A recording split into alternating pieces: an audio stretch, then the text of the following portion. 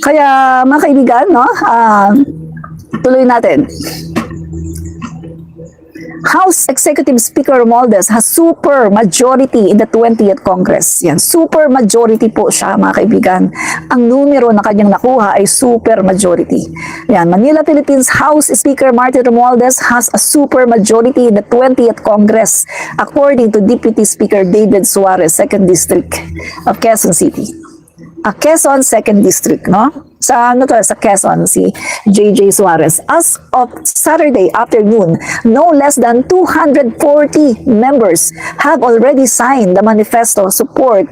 That number keeps climbing, Suarez said in a statement on Saturday. Mga kaibigan, no? So it keeps on climbing.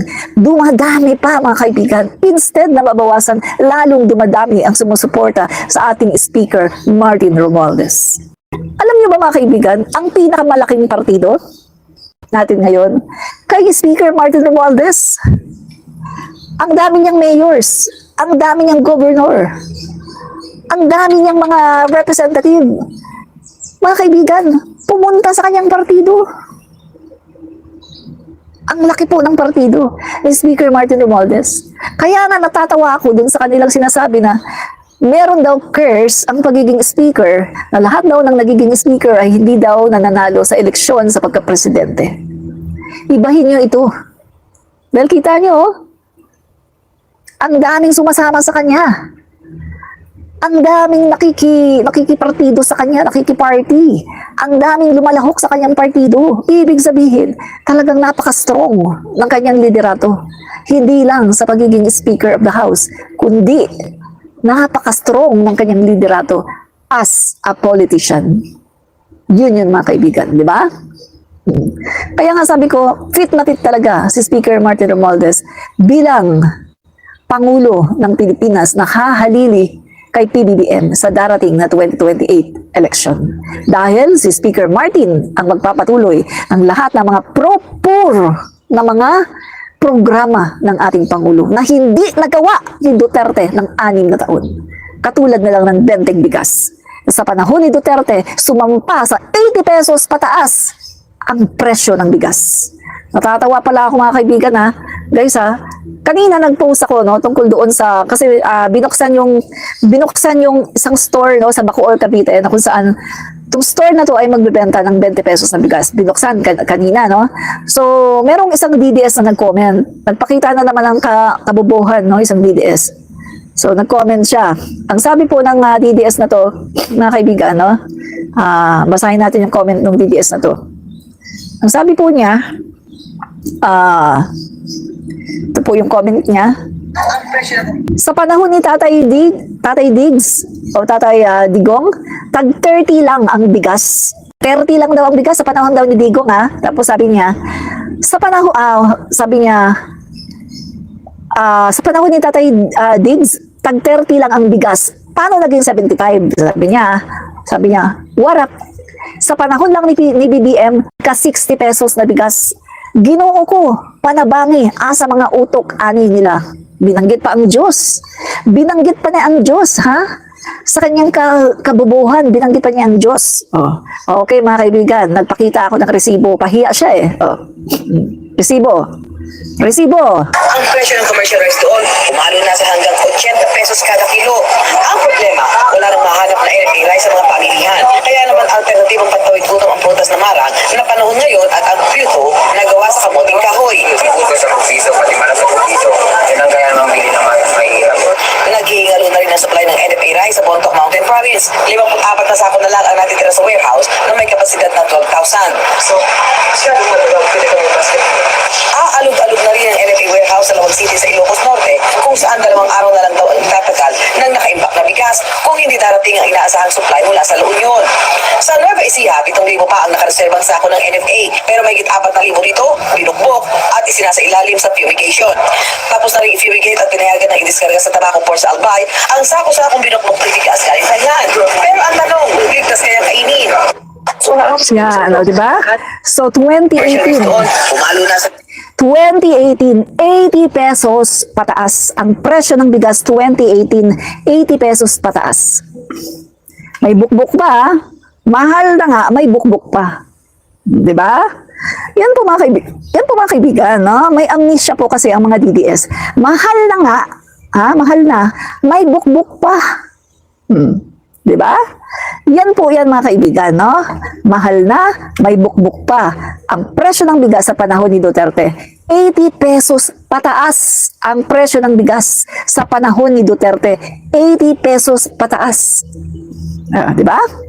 Tingnan lang natin Ito, Suarez said the following blocks already showed support for Romualdez. Una, Lakas Christian, Muslim, Democrats, Lakas CMD. Yan, kay Speaker Martin yan.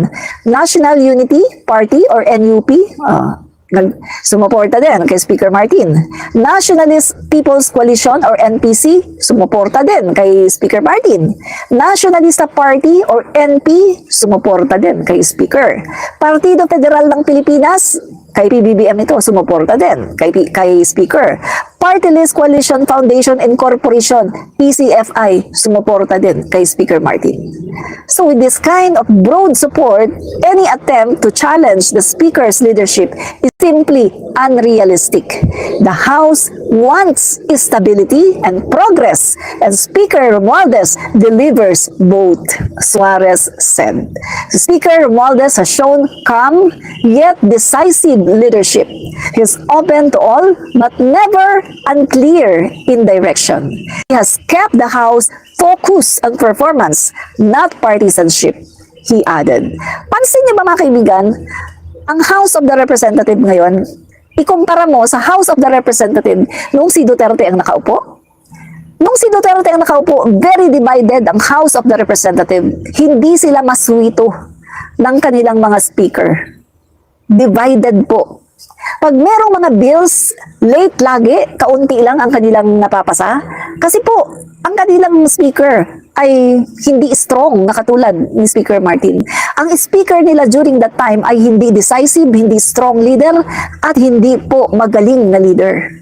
Unlike ngayon sa panahon ni Speaker Martin, united po ang Congress. Kung meron mang mga medyo tumataliwas, kaunting-kaunti lang. United po ang Kongreso ngayon. At pag may mga bills, napapasa kaagad.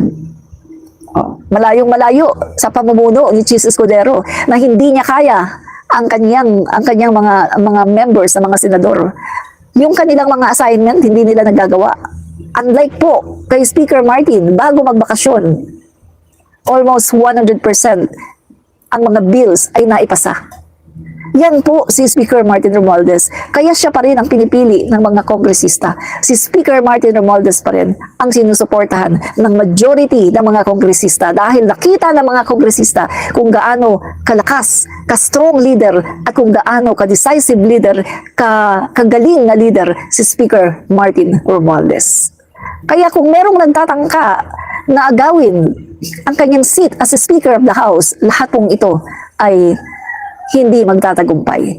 Dahil ang numero ay walang iba kundi na kay Speaker Martin Romualdez as the Speaker of the House. At dahil po dyan, ang numero ay na kay Speaker Martin Romualdez, mga kaibigan, magpapatuloy ang mga pro-poor na mga programa ng ating Pangulo. Dahil po, sinusuportahan po ito ni Speaker. Naglalabas ng mga budget para sa mga pro-poor na mga proyekto ng ating Pangulo. Lalong-lalo na ang programa ng ating Pangulo na 20 pesos na bigas. Na ngayon ay nasa maraming lugar na ng ating bansa at iniisa-isa po yan, unti-unti, para nang sa ganon, mga kaibigan, ay maikalat na yan at buong bansa na ang magbebenepisyo ng 20 pesos na bigas. Malaking tulong po ito sa ating mga kababayan na mga mahirap na katulad natin. Although ako, hindi na ako dyan bibili kasi nga sabi ko, papaubaya ko na lang yan sa ating mga kababayan na talagang kapos ang kita. Dahil kaya naman natin bumili ng kahit 50 pesos pa na bigas. Pero meron tayong mga kababayan na talagang kapos. So papaubaya na natin sa kanila ang pagbili niyan para hindi na tayo makadagdag pa. Diba?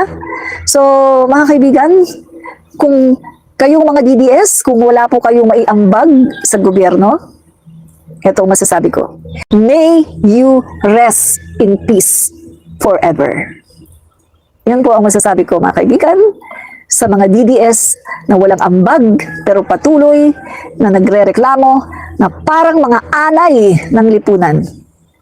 Ito ang masasabi ko, may you rest in peace forever. Nang sa ganon ay magkaroon na kayo ng peaceful na buhay. Kasi kung patuloy lang kayong magiging anay ng gobyerno at ng Pilipinas, hindi kayo makakatulong. Wala kayong ambag sa gobyerno at sa Pilipinas. Hindi kayo makakatulong. Makakasama pa kayo. Katulad kayo ng mga komunistang NPA na sumisira sa ating magandang Pilipinas. Kaya sa mga ayaw tumulong sa gobyerno, sa mga patuloy na naninira, may you rest in peace forever. Admin Rich po, komentarista. Salamat!